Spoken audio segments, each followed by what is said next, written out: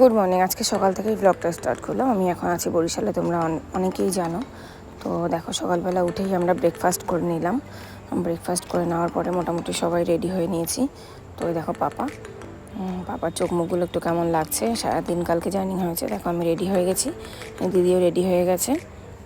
তো আমাদেরকে দাদা নিতে এসেছে। দেখো এটা দাদা, আর এটা হচ্ছে দাদার দাদা, মানে দাদার বড়দা এটা। তো আমরা সবাই অলরেডি নিচে চলে এসেছি। দিদি, এটা হচ্ছে যে দিদিবার যে পার্লারে গেছিলাম, প্রিয়া পার্লার, এটা হচ্ছে প্রিয়া পার্লার। তো দেখো প্রিয়া পার্লারের স্টাফগুলো খুব ভালো, এতটাই ভালো যে তুমি বুঝতেই পারবে না যে তুমি নতুন গেছো। এরকম আমি যে নতুন গেছি, তারা আমাকে এতটা সম্মান করেছে আর এতটা ভালোবাসা দিয়েছে। তো ওই দিদি হচ্ছে অনুরাগ মন্ত্রার শিষ্য, ওনার কাছ থেকে মেকআপ শিখেছিল। যাই হোক, এটা হচ্ছে দিদিদের একটা জিম, ওই একই ফ্লোরে হচ্ছে পার্লার আর জিম। তো দেখো ওগুলো পার্লার থেকে বেরিয়ে দেখো দিদির আর একটা পার্লার আছে, সেই পার্লারে যাচ্ছি।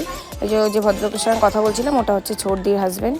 তো এটাই ফার্স্ট ফ্লোরেই আছে দিদির আর একটা পার্লার, ওটার নামও হচ্ছে প্রিয়া বিউটি পার্লার। তো ওখানে দিদির ছোট বোন কাজ করে, মানে ছোটদি কাজ করে। যে দুই বোনের ব্যবহার এত মিষ্টি যে মানে বলার কোনো ভাষা নেই। যাই হোক, দেখো এবার দিদির পার্লারে প্রবেশ করছি। তো এই দেখো, এইটাই হচ্ছে ছোটদিকে দেখো। এই যে এটা হচ্ছে ছোটদি, যে চুড়িদার পরা আছে। এই যে বাদবাকি এইগুলো স্টাফ, ওদের মোট 30খানা স্টাফ আছে, 3টে পার্লার মিলিয়ে, তার বেশি ছাড়া কম না।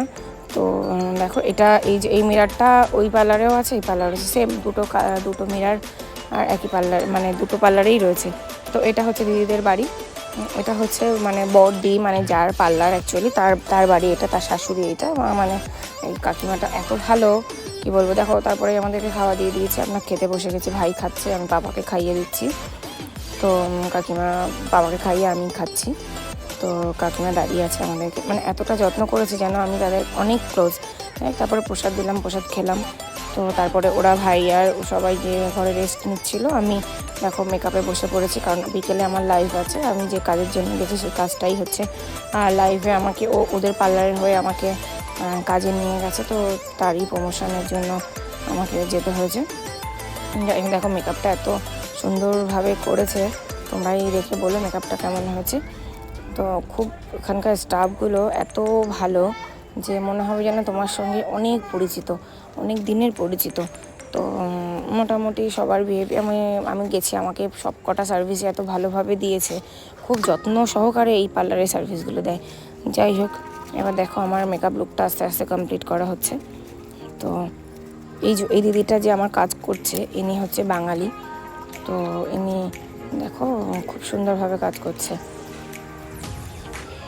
দেখো এটা হচ্ছে আমার মানে লাস্টে, মানে আমি কোনোদিনও আগে কোনোদিন আমি লেন্স পরিনি, এটা ফার্স্ট টাইম আমি লেন্স পরেছি। তোমরা আমাকে কমেন্ট করে বলো আমার লেন্স পরে আমাকে কেমন লাগছে। তো আমি নেক্সট আবার ট্রাই করব লেন্স পরাটা। তো আমার গলার মেকআপটা কমপ্লিট হচ্ছে, এবার আমার হেয়ারস্টাইলটাও মোটামুটি কমপ্লিট করছে। এটা হচ্ছে আমার ফাইনাল লুক। তো আমি আমার কাজে বসে পড়েছি। দেখো এই যে ইনি হচ্ছে দিদির পেজের হচ্ছে, মানে ওখানকার বাংলাদেশে ম্যাক্সিমামই একটা পার্লারের জন্য একটা কী বল মেয়েদেরকে রাখা থাকে। ওরা হচ্ছে পেজের প্রমোশনের জন্য থাকে, মানে পেজের ভিউজ বাড়ানোর জন্য, কাস্টমার বাড়ানোর জন্য। তো ওকেই আমি আজকে করাচ্ছিলাম। আমার পাশে দেখো বাচ্চাটা, ওটা হচ্ছে ও দিদিটার বেবি। তো বললো আজকে আমাকে কেমন লাগছে। আর তোমরা সবাই আশীর্বাদ করো, আমি যে কাজটার জন্য গেছিলাম সেই কাজটা যেন ঠিকঠাকভাবে হয়, ভবিষ্যতেও যেন আমি কাজটা নিয়ে এগোতে পারি। আজকের দেখো তারপরে কিছু রিলসগুলো করাচ্ছিল দিদি আমাকে দিয়ে।